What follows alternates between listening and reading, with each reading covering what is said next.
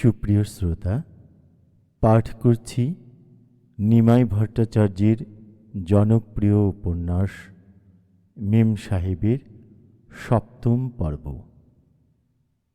দোলা বৌদি, আমি ভাবছি চিঠিগুলো বড় বড় হয়ে যাচ্ছে, আর তুমি লিখেছ আরও অনেক বড় করে লিখতে, অথবা কদিন ছুটি নিয়ে কলকাতায় গিয়ে মুখোমুখি সব কিছু বলতে প্রস্তাব করেছ। প্রথম কথা, এখন পার্লামেন্টের বাজেট সেশন চলছে, ছুটি নিয়ে কলকাতা যাবার কোনো প্রশ্নই ওঠে না। তাছাড়া নিজের মুখে তোমাকে কাহিনী আমি শোনাতে পারবো না। মেম সাহেব আমাকে কত ভালোবাসত, কত আদর করত, কত রকম করে আদর করত, কেমন করে দুজনে রাত জেগেছি, সেসব কথা তোমাকে বলবো কেমন করে? লজ্জায় আমার গলা দিয়ে স্বর বেরোবে না। ভগবান সবাইকে কণ্ঠস্বর দিয়েছেন, কিন্তু সবার কণ্ঠে কি সুর আছে? আছে মিষ্টতা? নেই। কণ্ঠ থাকলেই কি সব কথা বলা যায়? সুখ দুঃখ, হাসি কান্না, আনন্দ বেদনার সব অনুভূতি কি বলা যায়? হয়তো অন্যরা বলতে পারে, কিন্তু আমার সেই ক্ষমতা নেই। তুমি আমাকে ক্ষমা করো। সময় থাকলে চিঠিগুলো হয়তো আরও দীর্ঘ হতো। তাছাড়া চিঠি লিখতে বসেও কলম থেমে যায় মাঝে মাঝেই। আমাকে ফাঁকি দিয়ে মনটা কখন যে অতীত দিনের স্মরণীয় স্মৃতির অরণ্যে লুকিয়ে পড়ে বুঝতে পারি না। অনেকক্ষণ ধরে খোঁজাখুঁজির পরে দেখি মেম সাহেবের আঁচলের তলায় মনটা লুকিয়ে আছে। তোমাকে এই চিঠিগুলো লিখতে বসে বারবার মনে পড়ে সেসব দিনের স্মৃতি। আপন মনে কখনো হাসি, কখনো লজ্জা পাই, কখনো আবার মনে হয় মেম সাহেব গান গাইছে এবং বেসুরে গলায় আমি কোরাস গাইতে চেষ্টা করছি। এই চিঠি লিখতে বসেই আমার মনে রিভলভিং স্টেজ ঘুরে যায়, দৃশ্য বদলে যায়, আমার চোখটা ঝাঁপসা হয়ে ওঠে, কলমটা থেমে যায়, একটু পরে চোখ বেয়ে জল নেমে আসে। দোলা বৌদি, তোমাকে চিঠি লিখতে বসে এমনই করে প্রতি পদক্ষেপে নিজেকে হারিয়ে ফেলি, নিজেকেই নিজে হারিয়ে ফেলি, কিন্তু তবুও অনেক কষ্টে ফিরে যাই অতীতে এবং আবার তোমাকে চিঠি লিখতে বসি। আগে থেকে তোমাকে দুঃখ দেবার ইচ্ছে আমার নেই। যথাসময়ে তুমি আমার চোখের জলের ইতিহাস জানবে। তবে জেনে রেখো, আজ সোজা হয়ে দাঁড়াবার ক্ষমতাটুকু পর্যন্ত আমার নেই, হাঁটবার সাহস নেই, কোনো মতে যেন হামাগুড়ি দিয়ে এগিয়ে চলেছি। তোমার নিশ্চয়ই এসব পড়তে ভালো লাগবে না। মনটা ছটফট করছে আমাদের প্রথম অ্যাপয়েন্টমেন্টের কথা শুনতে, তাই না? শুধু প্রথম দিনের কথাই নয়, আরও অনেক কিছুই তোমাকে বলবো। তবে অনেক দিন হয়ে গেল, কিছু কথা, কিছু স্মৃতি অস্পষ্ট হয়ে গেছে। সেদিন দুপুরের দিকে অফিসে গিয়ে কিছুক্ষণ কাজ করে জরুরি কাজের উসিলায় বাসায় চলে এলাম। ভালো করে সাবান দিয়ে স্নান করলাম, ধোপাবাড়ির কাঁচানো ধুতি পাঞ্জাবি পরলাম, বোধহয় মুখে একটু পাউডারও বুলিয়েছিলাম। তারপর মা কালীর ফটোয় বার কয়েক প্রণাম করে বেরিয়ে পড়লাম। দেরি হয়ে যাবার ভয়ে আগে আগে বেরিয়ে পড়লাম। 5:30টার মধ্যেই এসপ্ল্যানেড পৌঁছে গেলাম। অফিস ছুটির সময় অনেক পরিচিত মানুষের সঙ্গে দেখা হবার সম্ভাবনা, তাই চৌরঙ্গি মোড়ে রক্সি সিনেমার পাশ দিয়ে ঘুরে ফিরে নিউ মার্কেট চলে গেলাম। মার্কেটের সামনে কিছু স্টলের সামনে কয়েক মিনিট ঘোরাঘুরি করে এলাম লিন্ডসি স্ট্রিটের মোড়ে। দেরি করতে হলো না, মেম সাহেবও প্রায় সঙ্গে সঙ্গেই চলে এলেন। এক ঝলক দেখে নিলাম, চমৎকার লাগলো, বড় পবিত্র মনে হলো আমার মেম সাহেবকে। খুব সাধারণ সাজগোজ করে এসেছিল, ওই বিরাট গোছা ভরা চুলগুলোকে দিয়ে নিছকে একটা সাধারণ খোঁপা বেঁধেছিল। মুখে কোথাও প্রসাধনের ছোঁয়া ছিল না। পরনে সাদা খোলের একটা মাঝারি ধরনের তাঁতের শাড়ি, গায়ে একটা লখনৌ চিকানের ব্লাউজ, ডান হাতে একটা কঙ্কন, বাঁ হাতে স্টেনলেস স্টিলের ব্যান্ড দিয়ে বাঁধা একটা ঘড়ি।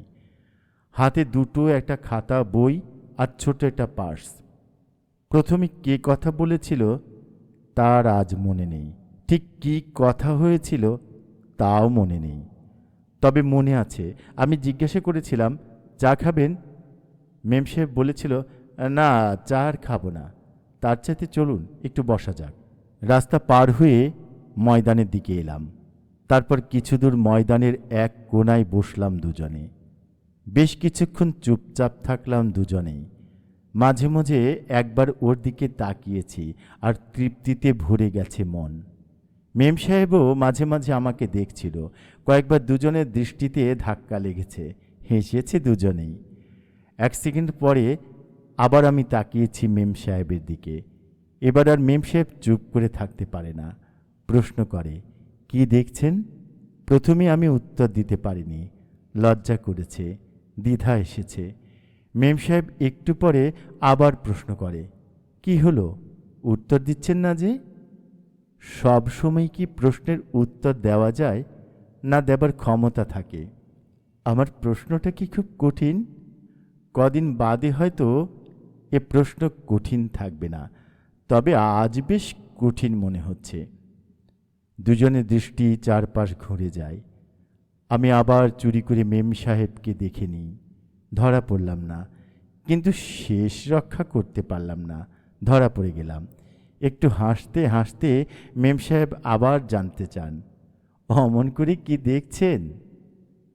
আমি কয়েকবার আজে বাজে অপ্রয়োজনীয় কথা বলে ওর প্রশ্নটা এড়িয়ে যেতে চেষ্টা করলাম, পারলাম না। আমি বললাম, আপনি জানেন না আমি কি দেখছি? না, সত্যি? মেম সাহেব আবার হাসে, বলে, প্রথম দিনে কিভাবে বুঝলেন আমি মিথ্যা কথা বলি? না, তা ঠিক না। তবে বলুন, কি দেখছেন? মেম সাহেব যেন দাবি জানালো। আমি আর দেরি না করে মেম সাহেবকে দেখতে দেখতেই বললাম, আপনার চোখ দুটো বড় সুন্দর। ঠোঁটটা কামড়াতে কামড়াতে মুখ ঘুরিয়ে নেয় মেম সাহেব। একটু নিচু গলায় বলল, ঘোড়ার ডিম সুন্দর। আবার কয়েক মুহূর্ত দুজনে চুপচাপ থাকি। তারপর মেম সাহেব আবার বলে, আমি কালো কুৎসিত বলে আমাকে নিয়ে ঠাট্টা করছেন? জানো দোলা বৌদি, কোনো কারণ ছিল না, কিন্তু তবুও দুজনে মুচকি হাসতে হাসতে বেশ কিছুক্ষণ তর্ক করলাম। প্রথম প্রথম প্রেমে পড়লে এমন অকারণ অনেক কিছুই করতে হয়, তাই না? তবে শেষে আমি বলেছিলাম, সত্যি আপনার চোখ দুটো বড় সুন্দর। পরে বিদায় নেবার আগে বলেছিলাম, প্রথম পরিচয়ের দিনই আপনার সৌন্দর্য নিয়ে আলোচনার জন্য যদি কোনো অন্যায় হয়ে থাকে তো মাফ করবেন। তুমি তো মেম সাহেবকে দেখেছ, সত্যি করে বলো তো, ওর চোখ দুটো সুন্দর কি না? অত কালো, টানা টানা, ঘন, গভীর, বুদ্ধিদীপ্ত চোখ আমি তো জীবনে কোথাও দেখিনি। ওই চোখ দুটো আমাকে চুম্বকের মতো টেনে নিয়েছিল। সেদিন দানাপুর প্যাসেঞ্জারের কামরায় মেম সাহেবের প্রথম দেখা পাবার সঙ্গে সঙ্গে আমি বেশ উপলব্ধি করেছিলাম আমার নিঃসঙ্গ জীবনের শেষ হতে চলেছে।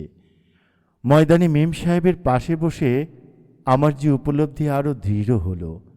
বেশ বুঝতে পারলাম জীবন দেবতা আমাকে জনারণ্যের মধ্যে হারিয়ে যেতে দেবেন না। নিঃশব্দে নিভৃতে তিনি আমার কাছে মেম সাহেবকে পাঠিয়েছেন আমার জীবন যুদ্ধের সেনাপতি রূপে। আমার নতুন সেনাপতিও বোধহয় বুঝতে পেরেছিল যে বিধাতা পুরুষ শুধু একটু হাসি, একটু গান, একটু সুখ, একটু আনন্দ, একটু ভালো লাগার জন্য তাকে আমার কাছে টেনে আনেননি। 2-4 দিন আরও দেখাশোনা হবার পর একদিন সন্ধ্যায় পার্ক সার্কাস ময়দানে এক কোনায় বসে মেম সাহেবকে আমার জীবন কাহিনী শোনালাম। সব কিছু শুনে মেম সাহেব বলেছিল, ধাতুটা ভালো, তবে খাঁদ মিশে গেছে। গহনা গড়বার জন্য একটু বেশি পোড়াতে হবে, একটু বেশি পেটাতে হবে। কাকে পোড়াবেন, কাকে পেটাবেন বুঝতে পারছেন না? বুদ্ধি থাকলে তো বুঝবো। এবার একটু হেসে জোর গলায় বললে, আপনাকে। আমি অবাক হয়ে বলি, সে কি সর্বনাশের কথা? প্রায় তোতলামি করে জিজ্ঞেস করলাম, আপনি আপনি আপনি আমাকে পোড়াবেন, পেটাবেন? মেম সাহেব গাম্ভীর্য আনার ব্যর্থ চেষ্টা করতে করতে বলল, তবে কি আপনাকে পূজা করব? একটু পরে বলেছিল, দেখবেন আপনাকে কেমন জব্দ করি, কেমন শাসন করি। সত্যি? নিশ্চয়ই। পারবেন? নিশ্চয়ই। বেশ আত্মপ্রত্যয়ের সঙ্গে মেম সাহেব জবাব দেয়। পাছে হেরে যান সেই ভয়ে মা পর্যন্ত আগে আগেই পালিয়েছেন। সুতরাং আপনি কি? আরও কয়েক সপ্তাহ কেটে গেল। ইতিমধ্যে মেম সাহেব নিশ্চয়ই বুঝতে পেরেছিল আমি পরীক্ষা দিয়ে কোনো মতে পাশ করেছি, কিন্তু ঠিক লেখাপড়া বিশেষ কিছু করিনি।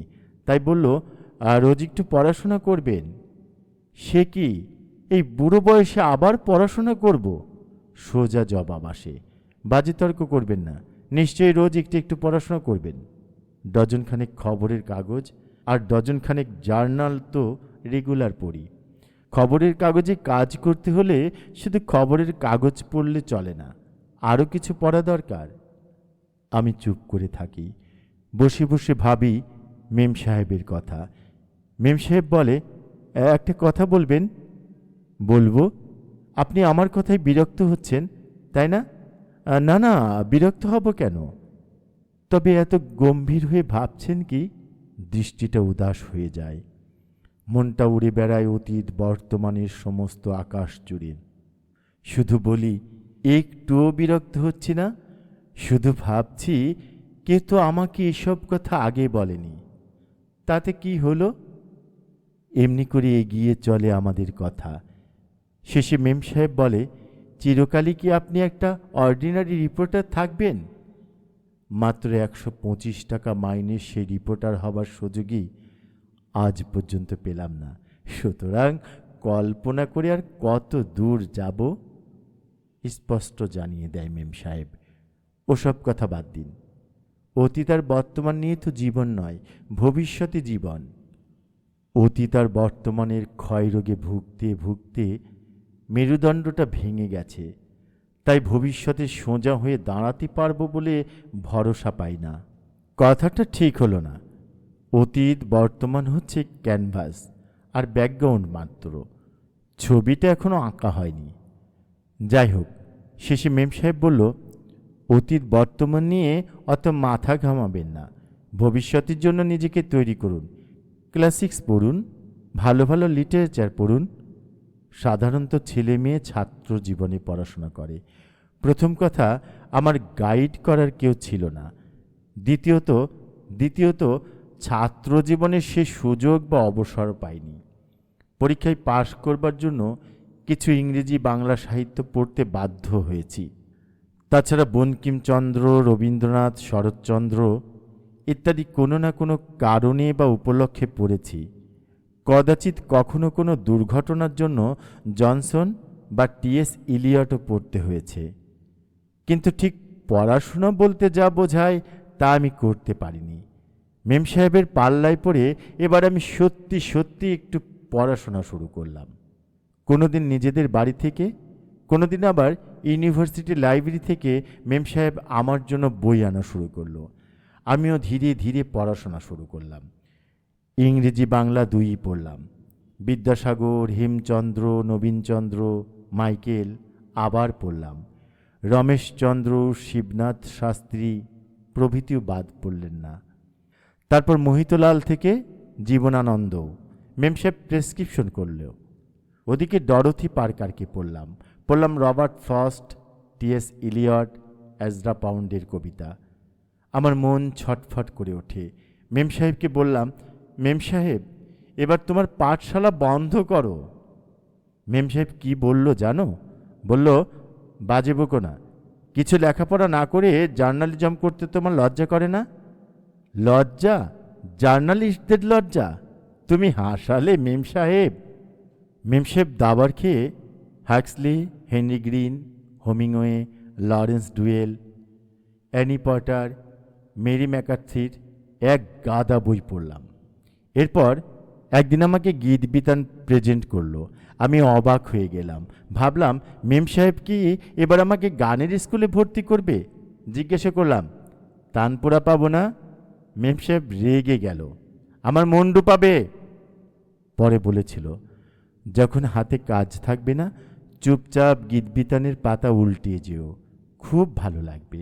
দেখবে তুমি অনেক কিছু ভাবতে পারছো, কল্পনা করতে পারছো। ইতিমধ্যে এমএ পাশ করে মেম সাহেব একটা গার্লস কলেজে অস্থায়ীভাবে অধ্যাপনা শুরু করে দিয়েছে। ইতিমধ্যে আরও অনেক কিছু হয়ে গেছে। মেম সাহেব উপলব্ধি করল আমার অন্তরের শূন্যতা, জীবনের ব্যর্থতা, ভবিষ্যতের আশঙ্কা। উপলব্ধি করল আমার জীবনযজ্ঞে তার অনন্য প্রয়োজনীয়তা। আমি নিজেই একদিন বললাম, জানো মেম সাহেব, প্রথমে শুধু বাঁচতে চেয়েছিলাম, কিন্তু পরে এক দুর্বল মুহূর্তের স্বপ্ন দেখলাম। আমি এগিয়ে চলেছি, 10 জনের মধ্যে একজন হবার স্বপ্ন দেখলাম। সেই স্বপ্নের ঘোরে কিছুকাল কেটে গেল। যখন সম্বিত ফিরে পেলাম, তখন নিজের দুরবস্থা দেখে নিজেই ঘাবড়ে গেলাম, চমকে গেলাম, হতাশা হলাম। একটু থামি, আবার বলি, সমস্ত আশা আকাঙ্ক্ষার স্বপ্ন সাধনা বিসর্জন দিয়ে নিজেকে তুলে দিলাম অদৃষ্টের হাতে। কিন্তু তোমাকে দেখে আমার সব হিসাব নিকাশ ওলট পালট হয়ে গেল। মুহূর্তের মধ্যে আবার সমস্ত স্বপ্ন উড়ে এসে জড়ো হলো মনের আকাশে। মেম সাহেবের হাতটা চেপে ধরে বললাম, ভগবানের নামে শপথ করে বলছি মেম সাহেব, তোমাকে দেখে যেন মনে হলো তুমি তো আমারই। এই অন্ধকূপ থেকে আমাকে মুক্ত করে দেবার জন্যই যেন ভগবান তোমাকে পাঠিয়েছেন। আমার মতো মেম সাহেব কোনোদিনই বেশি কথা বলতো না, শুধু বলল, হয়তো তাই, না হলে তোমার সঙ্গে অমন অপ্রত্যাশিতভাবে পরের দিনে আবার দেখা হবে কেন? অদৃষ্টের ইঙ্গিত, নিয়তির নির্দেশ মেম সাহেবও বুঝতে পেরেছিল। আমি অনেক কথা বলার পরই দুহাত তুলে মেম সাহেবের কাছে আত্মসমর্পণ করেছিলাম। মেম সাহেবের অনুষ্ঠান অত্যন্ত সংক্ষিপ্ত হয়েছিল। প্রতিদিনের মতো সেদিন বেলা 1:30-2টোর সময় অফিস গিয়েছিলাম। টেলিপ্রিন্টারের কয়েকটা লোকাল কপি দেখতে দেখতেই টেলিফোন বেজে উঠল। রিসিভার তুলে অভ্যাস মতো বললাম, রিপোর্টার্স, কখন অফিসে এলে? এই তো একটু আগে। একটা কথা বলবো। বলো। শুনবে? নিশ্চয়ই। চলো না একটু বেরিয়ে আসি। আমি একটু অবাক হয়ে জানতে চাই। এখন? হ্যাঁ। কি ব্যাপার বলো তো? বলো না, যাবে কি না? চিফ রিপোর্টার বা নিউজ এডিটর তখনও অফিসে আসেননি। কি করব ভাবছিলাম। মেম সাহেব টেলিফোন ধরে থাকলো। আমি ডায়েরিতে দেখে নিলাম 2টো প্রেস কনফারেন্স ছাড়া আর কিছু নেই। একটা 4টের সময় আর দ্বিতীয়টা সন্ধ্যা 7টায়। মেম সাহেবকে জিজ্ঞাসা করলাম, 7টার মধ্যে ফিরতে পারবো?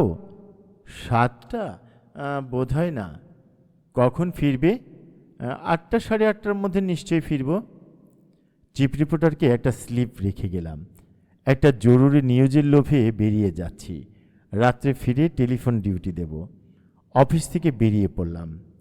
এসপ্লানাডের মোড়ে দুজনে মিট করে সোজা চলে গেলাম দক্ষিণেশ্বর।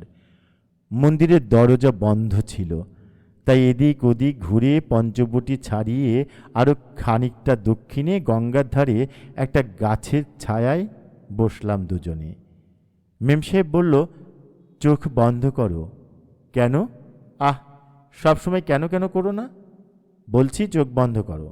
পুরোটা না অর্ধেকটা বন্ধ করব? তুমি বড্ড তর্ক করো। মেম সাহেব এবার কড়া হুকুম দেয়, I say close your eyes. সত্যি সত্যি চোখ বন্ধ করলাম। মুহূর্তের মধ্যে অনুভব করলাম মেম সাহেব আমার 2টি পায়ে হাত দিয়ে প্রণাম করছে। চমকে গিয়ে চোখ খুলে প্রশ্ন করলাম, এ কি ব্যাপার? দেখি মেম সাহেবের মুখে অনির্বাণ আনন্দের বন্যা। 2টি চোখে পরম তৃপ্তির দীপ শিখা জ্বলছে। 2টি হাত দিয়ে মেম সাহেবের মুখটা তুলে ধরে আবার প্রশ্ন করলাম, হঠাৎ প্রণাম করলে কেন মেম সাহেব? কোনো উত্তর দিল না মেম সাহেব। আত্মসমর্পণের ভাষায় চাইল আমার দিকে। আমি ওর দিকে চেয়ে রইলাম অনেকক্ষণ। তারপর আবার জানতে চাইলাম, বলো না, প্রণাম করলে কেন?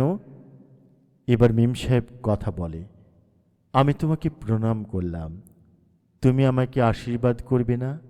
আমি অবাক হয়ে যাই। নিজের দৈন্যতে স্পষ্ট হলো যে নিজেকে বেশ ছোট মনে হলো। মেম সাহেব প্রণাম করার পর কৈফিয়ত তলব না করে আমার আশীর্বাদ করার প্রথম কাজ ছিল। যাই হোক, তাড়াতাড়ি মেম সাহেবকে কাছে টেনে নিলাম। দুহাত দিয়ে মুখখানা তুলে ধরে বললাম, ভগবান যেন তোমাকে সুখী করেন। মেম সাহেব হঠাৎ মাথাটা ছড়িয়ে নিয়ে দুহাত দিয়ে আমাকে চেপে ধরে বলল, ভগবান কি করবেন তা ভগবানই জানেন, কিন্তু তুমি কি আমাকে সুখী করবে? কি মনে হয়? মনে মনে তো ভয়ই হয়। কিসের ভয়? কানে কানে ফিসফিস করে মেম সাহেব বলল, হাজার হোক খবরের কাগজের রিপোর্টার, কবে কখন কোথায় হয়তো কোনো সুন্দরী এসে তোমাকে ঝড়ের বেগে উড়িয়ে নিয়ে যাবে। তাই নাকি? তবে আবার কি, পুরুষদের বিশ্বাস নেই জানো মেম সাহেব, তোমাকে নিয়ে আমারও অনেক ভয়। আমার বাহুবন্ধন থেকে নিজেকে মুক্ত করে আঙুল দিয়ে নিজেকে দেখিয়ে মেম সাহেব অবাক হয়ে বলল, আমাকে নিয়ে তোমার ভয়? জি মেম সাহেব, বাজে বকো না। বাজে না মেম সাহেব, জীবনে সুপ্রতিষ্ঠিত কোনো মানুষের আমন্ত্রণ এলে 50 টাকার এই রিপোর্টারকে নিশ্চয়ই তোমার ভুলে যেতে কষ্ট হবে না। দপ করে জ্বলে উঠল মেম সাহেব। সব সময় তুমি 50 টাকার রিপোর্টার 50 টাকার রিপোর্টার বলবে না তো? সারা জীবনে কি তুমি 50 টাকার রিপোর্টার থাকবে? থাকবো না? না না না। তাহলে কি হব? কি আবার হবে? জীবনে মানুষ হবে, বড় হবে, মাথা উঁচু করে দাঁড়াবে। পারবো? 100 বার পারবে। তাছাড়া আমি আছি না। মেম সাহেব আমাকে একটু কাছে টেনে নেয়, একটু আদর করে, মাথার চুলগুলো নিয়ে নাড়াচাড়া করে, আবার বলে, তুমি ভাবো কেন যে তুমি হেরে গেছো? কি করব বলো মেম সাহেব? অকুল সমুদ্রে জাহাজ ভেসে বেড়ায়, কিন্তু লাইট হাউসের ওই ছোট্ট একটা আলোর ইঙ্গিত না পেলে সে তো বন্দরে ভিড়তে পারে না। আমি তো এসেছি, আর ভয় কি? কিন্তু কথা দিতে পারো, আমার বন্দর ছেড়ে তুমি তোমার জাহাজ নিয়ে অন্য বন্দরে ঘুরে বেড়াবে না? আচ্ছা দুলা বৌদি, সব মেয়েদের মনেই ওই এক ভয়, এক সন্দেহ কেন বলতে পারো? পৃথিবীর ইতিহাস কি শুধু পুরুষদের বিশ্বাসঘাতকতার কাহিনীতেই ভরা? যাই হোক, মেম সাহেবের কথা আমার বেশ লাগতো। অন্তত এই ভেবে আমি তৃপ্তি পেতাম যে সে আমাকে সম্পূর্ণরূপে কামনা করে। সেদিন কথায় কথায় সন্ধ্যা নেমে এলো। মন্দিরের মঙ্গলদ্বীপের আলোর প্রতিবিম্ব পড়ল গঙ্গায়। স্রোতস্বিনী গঙ্গা সে আলো ভাসিয়ে নিয়ে গেল দূর দূরান্তরে, শহরে, নগরে, জনপদে, আর অসংখ্য মানুষের মনের অন্ধকার গহন অরণ্যে। মেম সাহেব শেষকালে প্রশ্ন করল, কই, তুমি তো জানতে চাইলে না তোমাকে আজ এখানে নিয়ে এলাম কেন? তুমি তো জানতে চাইলে না তোমাকে প্রণাম করে আশীর্বাদ চাইলাম কেন? কোনো বিশেষ কারণ আছে নাকি? তবে কি? এই বলে মেম সাহেব ব্যাগ থেকে একটা কাগজ বের করে আমাকে পড়তে দিল। পড়ে দেখি হাওড়া গার্লস কলেজের অ্যাপয়েন্টমেন্ট লেটার। মেম সাহেবের দুটি হাত ধরে বললাম, কনগ্রাচুলেশনস। এই তো অয়ম আরম্ভ। আনন্দ ঐশ্বর্যে ভগবান নিশ্চয়ই তোমাকে ভরিয়ে তুলবেন। একটু থেমে প্রশ্ন করি, মাসে মাসে 250 টাকা দিয়ে কি করে চলবে মেম সাহেব? কেন? দুজনে মিলে ওড়াতে পারবো না। দুজনেই হেসে উঠি। মেম সাহেব অধ্যাপনা শুরু করার গর্বে আমার বুকটা ভরে উঠল। কদিন পর অফিস থেকে 25টা টাকা অ্যাডভান্স নিলাম। চিত্তরঞ্জন এভিনিউর সেলস এম্পোরিয়াম থেকে 18 টাকা দিয়ে একটা তাঁতের শাড়ি কিনলাম। বিকেলবেলায় মেম সাহেবকে প্যাকেটটা দিয়ে বললাম, এই শাড়িটা পরে কালকে কলেজে যেও। পরের দিন এই শাড়িটা পরে কলেজে গিয়েছিল, কিন্তু তারপর আর পরতো না। একদিন জিজ্ঞাসা করলাম, শাড়িটা বুঝি তোমার পছন্দ হয়নি? খুব পছন্দ হয়েছে, সেজন্যই বুঝি পড়তে লজ্জা করো? কানে কানে বলল, না গো না, ওটা তোমার প্রথম প্রেজেন্টেশন, যখন তখন পড়ে নষ্ট করব নাকি? প্রথম মাসে মাইনে পাবার পর মেম সাহেব আমাকে কি দিয়েছিল জানো? একটা গারদের পাঞ্জাবি আর একটা চমৎকার তাঁতের ধুতি। ধুতিটা কেনার সময় ভারী মজা হয়েছিল। মেম সাহেব জিজ্ঞাসা করলো, জরিপার নেবে নাকি প্লেন পার নেবে? দোকানের আর কেউ শুনতে না পারে, তাই কানে কানে বললাম, যদি টোপরটাও কিনে দাও তাহলে জরিপার ধুতি কেন, আর যদি এখন টোপর না কিনতে চাও তবে প্লেন পারি। অসভ্য কোথাকার! ধুতি কিনে দোকান থেকে বেরোতে বেরোতে মেম সাহেব বলল, তুমি ভারী অসভ্য। কি আশ্চর্য! তোমার সঙ্গে ফ্রাঙ্কলি কথা বলবো না? এই তোমার ফ্রাঙ্কলি বলার ঢং? সেসব দিনের কথা আজ তোমাকে লিখতে বসে আমি নিজেই অবাক হয়ে যাচ্ছি। কী কারণেও কেমন করে আমরা দুজনে এত দ্রুত তালে এগিয়ে চলেছিলাম তা আমি জানি না। কোনো যুক্তিতর্ক দিয়ে এসব বোঝানো সম্ভব নয়। মানুষের মন লজিকের প্রফেসর বা বিচারকদের পরামর্শ বা উপদেশ মেনে চলে না। মুক্ত বিহঙ্গের মতো সে আপন গতিতে উড়ে বেড়ায়, ঘুরে বেড়ায়। মানুষের মন যদি বিচার বিবেচনা মেনে চলতে জানত তাহলে শুধু আমার বা মেম সাহেবের কাহিনী নয়, পৃথিবীর ইতিহাসও একেবারে অন্যরকম হতো। মাতৃগর্ভ থেকে ভূমিষ্ঠ হবার পর থেকেই মানুষ একজনকে অবলম্বন করে বড় হয়, ভবিষ্যতের পথে এগিয়ে চলে। একটি মুখের হাসি, দুটি চোখের জলের জন্য মানুষ কত কি করে। আমি বড় হয়েছি, ভবিষ্যতের দিকে এগিয়ে গেছি নিতান্তই প্রকৃতির নিয়মে। মায়ের মুখের হাসি বা প্রিয়জনের চোখের জলের কোনো ভূমিকা ছিল না আমার জীবনে। তাই তো আমি মেম সাহেবকে সব সময় প্রাণ সত্তা দিয়ে চেয়েছিলাম। এই চাওয়ার মধ্যেও একটু ফাঁকি ছিল না। তাই তো মেম সাহেবকেও পাওয়ার মধ্যে কোনো ফাঁকি থাকতে পারেনি। স্কুল কলেজ ইউনিভার্সিটির 22টি বসন্ত অতিক্রম করতে মেম সাহেবের জীবনে নিশ্চয়ই কিছু কিছু মাছি বা মৌমাছি ভন ভন করেছে চারপাশে। হয়তোবা কারুর গুঞ্জন মনে একটু রং লাগিয়েছে, কিন্তু ঠিক আমার মতো কেউ সমস্ত জীবনের দাবি নিয়ে এগিয়ে আসতে পারেনি। তাই তো মেম সাহেবের জীবনের সব বাঁধন খুলে গিয়েছিল, সংযম আর সংস্কার ভেসে গিয়েছিল। আমার মতো মেম সাহেবের জীবনেও অনেক পরিবর্তন এলো। আমার পছন্দ অপছন্দ মতামত ছাড়া কোনো কিছুই করতে পারতো না। আমি সঙ্গে গিয়ে পছন্দ না করলে শাড়ি ব্লাউজ পর্যন্ত কেনা হতো না। আমি জিজ্ঞাসা করতাম, এতদিন কার পছন্দ মতো কিনতে? মা দিদির। এখন কি ওদের রুচি খারাপ হয়ে গেছে? না, তা হবে কেন? তাই বলে কি ওরা চিরকালই পছন্দ করবে? তা তো বটেই, তা তো বটেই। মেম সাহেব অভিমান করত। বেশ তো, আমার সঙ্গে দোকানে যেতে অপমান হলে যেও না।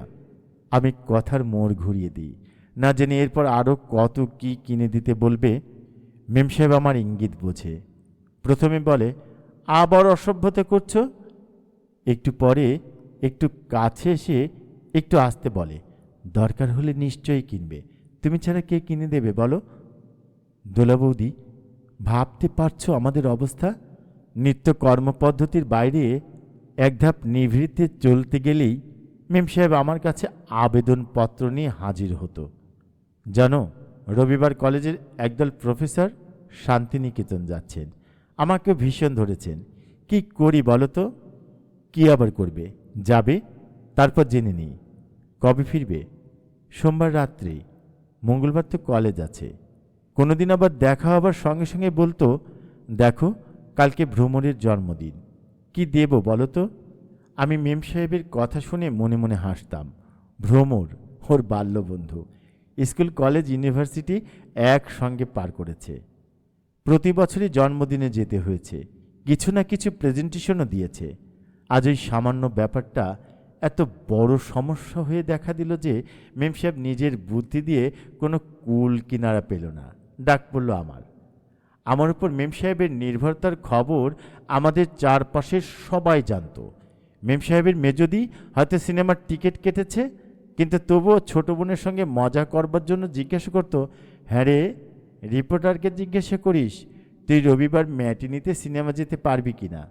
মেম সাহেব দৌড়ে গিয়ে মেজদির মুখটা চেপে ধরে বলতো, ভালো হচ্ছে না কিন্তু।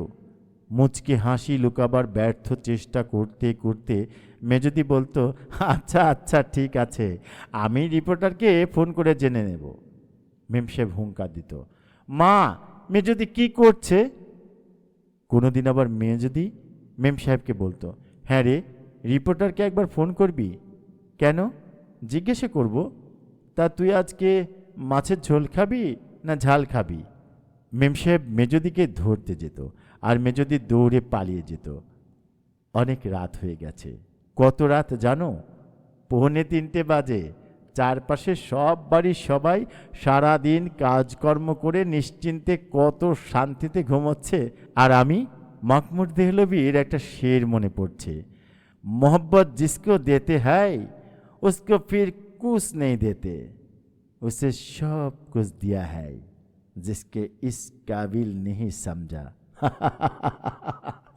জীবনে জীবনে যে ভালোবাসা পায় সে আর কিছু পায় না, যে জীবনে আর সব কিছু পায় সে ভালোবাসা পায় না। তোমাদের জীবনে নয়, কিন্তু আমার জীবনে কথাটা বর্ণে বর্ণে মিলে গেছে। সুপ্রিয় শ্রোতা, মেম সাহেব উপন্যাসের পরবর্তী পর্ব শুনবার জন্য সাথেই থাকুন। ধন্যবাদ।